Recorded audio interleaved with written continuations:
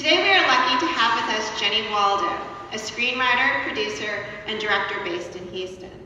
A graduate of the University of Southern California's School of Cinematic Arts, Ms. Waldo produced the 2013 feature, The Preacher's Daughter, and the 2004 documentary about film editing, The Cutting Edge. And by the way, I forgot to mention this to Jenny, but I often assign The Cutting Edge in intro to film classes. And if there's any parents or family members in the audience who still don't know what your kids are doing, I really recommend that documentary. It's a great way to really appreciate the complexities of media production.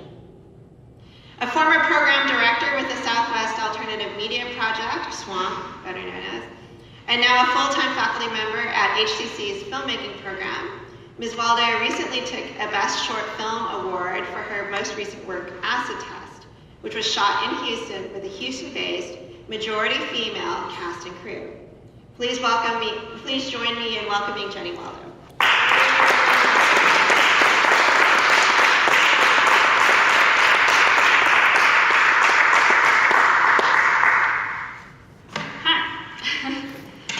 Well, I really wanted to thank Karen and everybody for coming out here tonight. I'm really excited. I've never done a keynote speech, so I'm honored and I'm excited about this, especially when it comes to this crossover between film theory and filmmaking. I think it's vital for theory and analysis to merge with, or at least have this kind of relationship with the mechanics and the artistry of filmmaking. I began my career as a filmmaker because of film theory. I was an English major at Oberlin College, and this was before they started their film program. And film theory was part of our studies. And I had grown up doing 35mm black and white photography. I was a writer, I read, I did a bunch of stuff, and I had just never really thought about movies as something that you could read the way that you could read and analyze a book and a text. And it just sparked something in me where all of a sudden the things that I had been doing I started thinking about, well, how are films made? And I guess people have jobs doing this stuff, and what is this thing, So I went to Los Angeles. I did an internship on the Paramount lot. I went back after I graduated to Washington, D.C., where I'm from originally, and I started working in the documentary world, and then went to USC for my MFA in film production, and I kind of moved from film theory into making content and studying that and understanding it.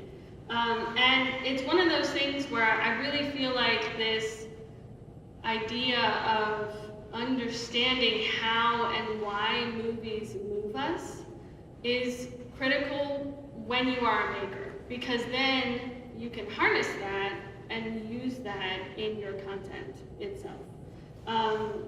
It was kind of like therapy to me, understanding theory. It was like, oh, okay, this is why, or like this is an interesting idea of kind of how art meets people in the audience and something kind of magical happens in the in-between. I had a bunch of strange influences growing up. My mother is from Czechoslovakia and, loved all these artsy foreign films, and my dad was from Florida and loved Star Trek and Star Wars, and so I kind of grew up watching a lot of like mimes playing tennis and Darth Vader, it was very odd.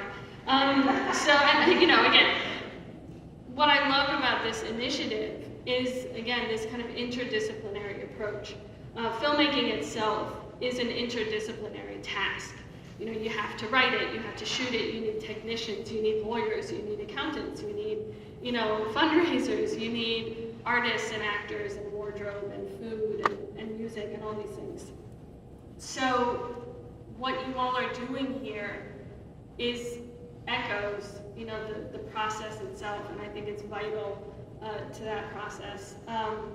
Filmmaking itself is hard work.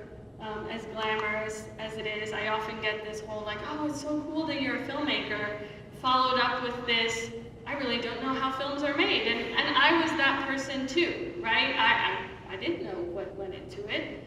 And one of the things that I have found over the years that, again, what I find really interesting about this initiative that you guys are doing here is this idea that people don't actually understand their role as audience members, as content makers. You know, everybody's posting out on social media, and they are media makers. Everybody in this room, I'm sure, has a digital footprint, right? But they don't understand kind of how they're doing it, why they're doing it, how it influences them.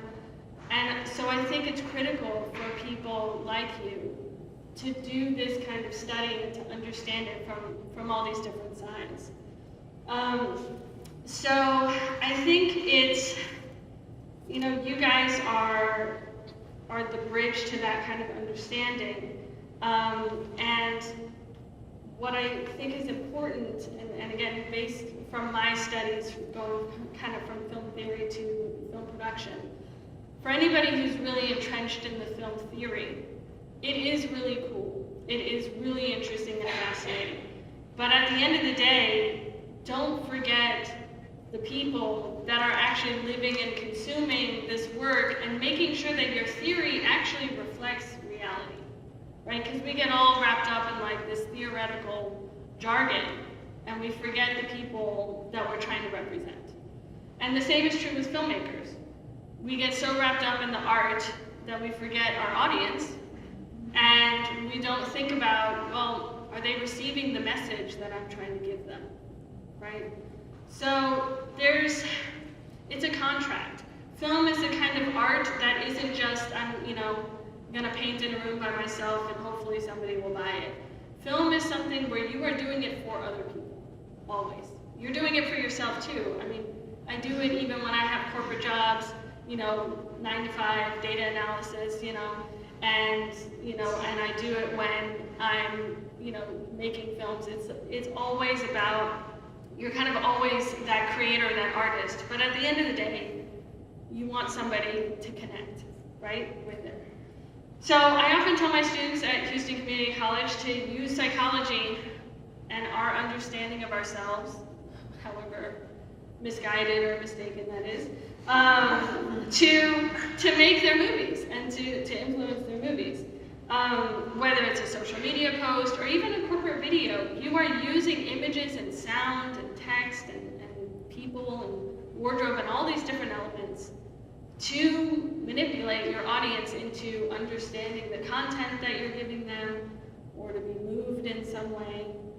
And so I think that media can be this cathartic, safe space where we can understand or process our own experiences in this kind of in-between, between the screen and you. It can be a safe space to experience things that you've never experienced and hopefully never will, but you come away with a new understanding of it. And it can also just be a place of entertainment. And I think a lot of times, and especially as a parent now, we kind of look at, people watching stuff or like the Fast and the Furious or the Avengers movies, and we're kind of like, we're dismissive. It's like, oh, well, that's not interesting, or that's not art, or that's not important.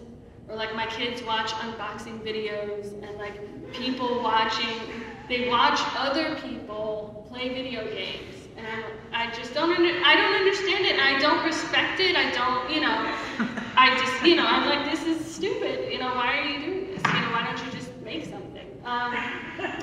But my husband once told me this quote that I think was paraphrased by Neil Gaiman, but was originally G.K. Chesterton, that said, fairy tales don't tell children that dragons exist. Children already know that dragons exist. Fairy tales tell children that dragons can be killed. And even though he was trying to convince me that it was fine for our 4- and 5-year-old daughters to watch Lord of the Rings, what was important about it that stayed with me was this idea that even though we might be trying to escape from the scary things in the world, movies can give us a place to understand and to process, and that we really should not dismiss other people's consumption of media and how they consume it.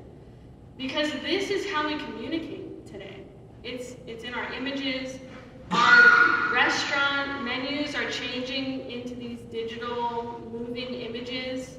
They're, you know, those menus. Every time I go to like Smashburger or Cafe Express or all those places, it's like moving now, and I'm like, I can't read it. But this is how we communicate. Emojis are how we communicate. At least my kids communicate that way. You know, they send memes and they send GIFs and they send these images and text that mean something to them. And that is communication. That is, and we have to understand it, and understand it at their level, not at what our judgment of it is from our level, because we're not, that's native to them, you know? So this study, it's not just about studying kind of the things that you love, but also kind of where it's going. Because technology and consumption is changing radically. In the 20 years that I've been doing filmmaking, I mean, I started out shooting on film. You know, we were still shooting and editing on film. And now, you know, I can pick up my phone and do everything all on my phone, right? And it's amazing how it's changed. And I can't bemoan what's gone. You know, I can't say, oh, well, it was better then. And, you know, it probably wasn't. You know, things change, and oftentimes they change for the better. But we have to understand it, and we have to kind of stay up with the times, because if we don't, we're going to lose that chance to communicate with people and influence them. And ultimately, we are in the business of manipulating people. This is obviously not a new concept and has been used for good or ill. You know, we've got Triumph of the Will, we've got, you know, voting processes with Kennedy versus Nixon and Facebook in the last election. Media influences people, it changes people's lives. And so we need to be able to understand that and harness that signal and use that power. You know, places like Los Angeles and New York, they're always going to be kind of pillars of the industry and have a lot of that study going on. But I have found, being here for about 15 years, it's so much more interesting to be part of the Houston scene, because Houston is the most diverse city in the country. It is, you know, has industry, you know, oil, medicine, art. It's got some of the top of the line business and creative stuff going on here. It is incredibly international. When I first got here, I went to the grocery store and saw women in full burqas, and I was like, that was not what I was expecting to see in Texas. I didn't know anything about Texas, other than the stereotype. Yet, there is still that regional culture, that regional kind of love of land and enjoying life that is very much Texas, right?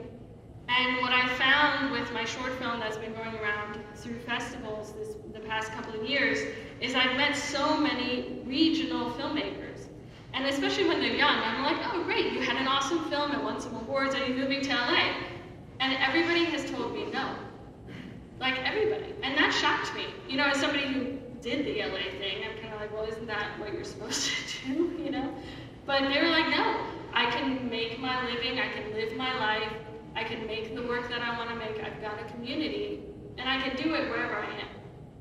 And that's what you see here in Houston. You know, it's growing, it's problematic, it's, you know, there are all these discussions and arguments and people doing different things in different places, but Houston is an incredibly exciting city just to be in because of all the different people that are living here and working here, all the different stories that are here.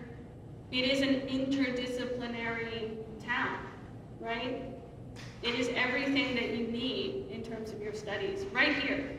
And it offers opportunity because it's not jaded and overdone the way like Los Angeles is, where you have to get permits for everything and it's so complicated to make anything. So I find the revolution in filmmaking, it always tends to come from the outside.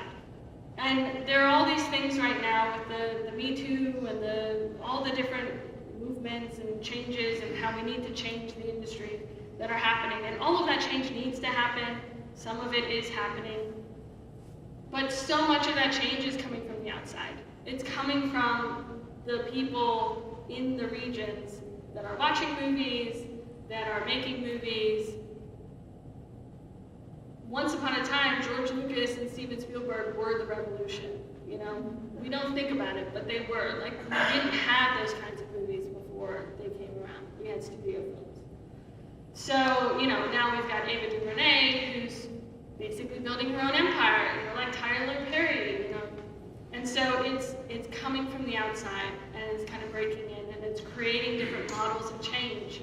And so I think it's important, especially when you're outside of the system, to be that model of change. And that's one of the things I'm trying to do with my first feature film, which is supposed to shoot, it will be shooting in 2 weeks.